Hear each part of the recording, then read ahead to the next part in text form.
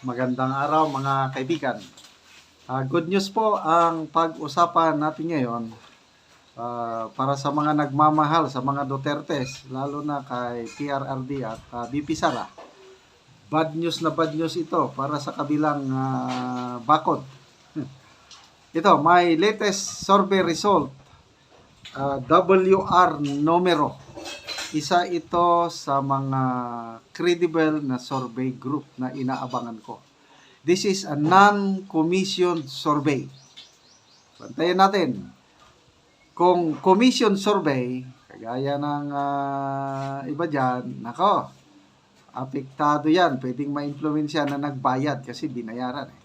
Itong WR numero, itong Publicos Asia, karamihang survey nila is non-commission. Public service lang. So ito, sa post ng ABS-CBN News 1 hour ago, salamat naman at mabilis ang ABS-CBN nag-post kaagad. Ibig sabihin, naniniwala ang ABS-CBN sa survey na ito, kaya ipinost niya. Okay. Look, sabi ng ABS, Vice President Sara Duterte's Performance Assessment Rating for April 2025 rose to 50%. Okay? While President Ferdinand Marcos Jr. slightly declines to 29% according to WR numero latest survey via RG Cruz, ABS-CBN News. Okay. So, mayroong graph. Maganda ang presentation ng ABS-CBN.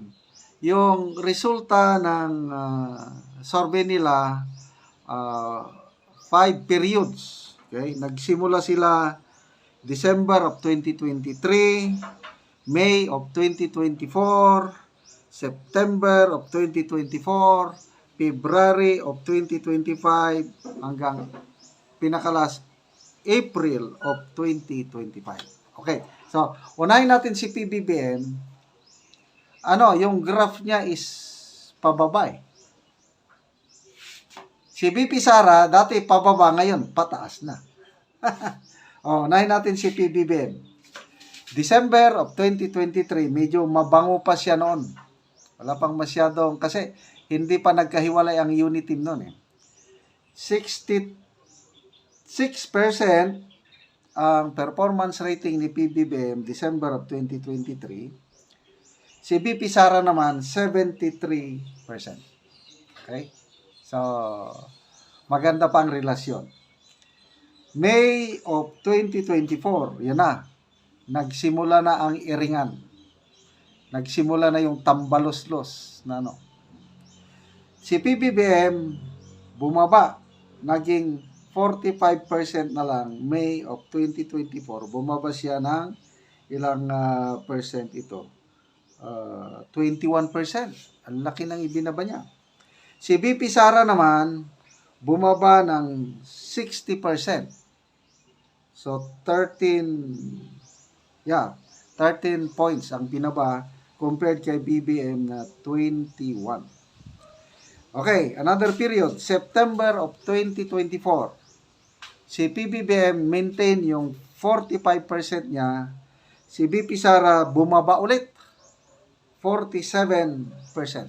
So, nag-decrease siya ng 13%. So, talaga, yung halos 2 taon na demolition job kay BP Sara, pababa ng pababa. February of 2025. So, itong taon lang na ito. February, ito na yung na-impeach na siya. Kasi February 5 yung impeachment eh. So, February of 2025, si PBBM bumaba ng 30% from 45. So, ilan ang binaba niya? 15%. Grabing Si BP Sara naman, from 47, naging 41. Bumabala lang siya ng 6. So, ito na yung pinakamababa. Okay, so, April. Anong nangyari? inaresto nila, kinidnap si PRRD, dinala sa Netherlands. Si PBBM, ang kanyang rating, bumaba 29. So, yun na po ang trajectory ni PBBM, pababa. Mamaya, i-compare natin sa publiko sa Asia, ganun, no? Talagang pababa. Samantala, si VP Sara, okay? Na-impeach na siya, na aresto ang kanyang tatay, nagpunta ng Netherlands, halos wala siyang ginawa, kundi inalalayan lang si PRRD. So, nakakapagtaka, from 41% noong Pebrero, umakyat siya ng 50%. Nang ginawa niya is, nag-alalay lang siya bilang daughter sa kanyang minamahal na ama. Bakit siya umakyat? Yun na, yung kulturang Pinoy. Yung perceive na pang-aapi, pang-aalipusta, pang-persecute.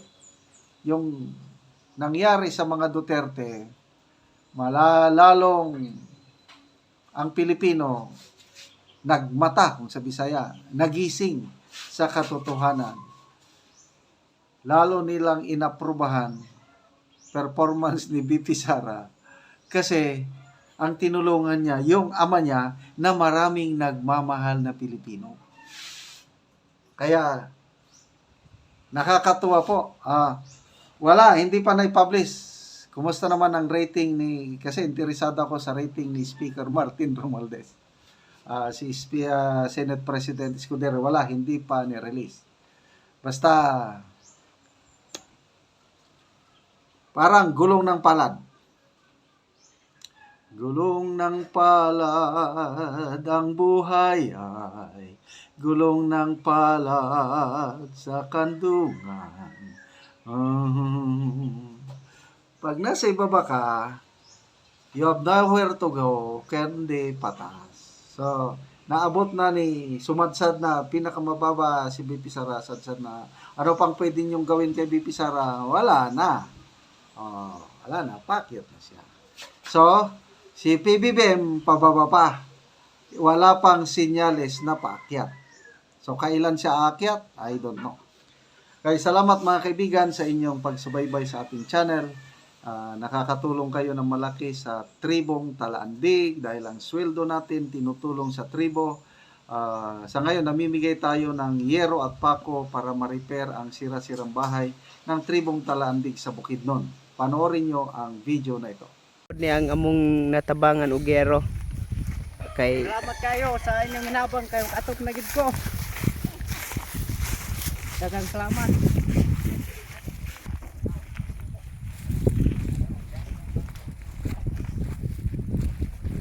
og abot na gid sa iyang gihimo nga balay. Og ang iyang atop mo ni trapal nga gisi na og nagkaron makaatop na ni siya. Ay naghimo siya balay apan mo na unta ni niya atop ping trapal apan karon naa na ang iyang yero.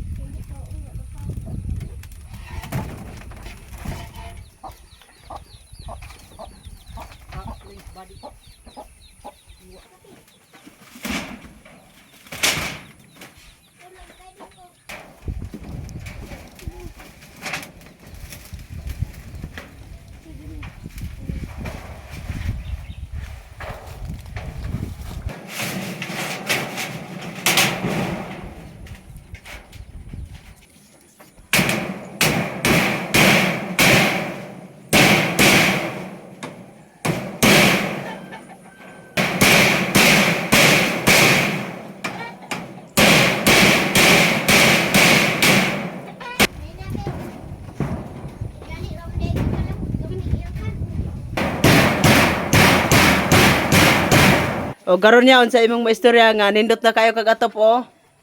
Salamat yun kayo sa kuan nagginabang ani ug sa tanan nga nag-asikaso ani aron lang matagaan may ginabang og binasagatan og sa Ginoo.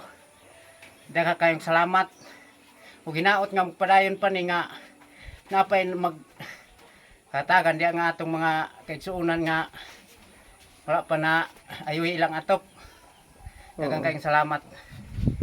Sige, salamat po. Salamat po sa Ginoo ug sa gatan-aw sa video. Sige, Sa salamat. tanan nga tao nga nakatabang nga pagproseso aron lang makabot sa amo ang hinabang daghang kayong salamat. Oo.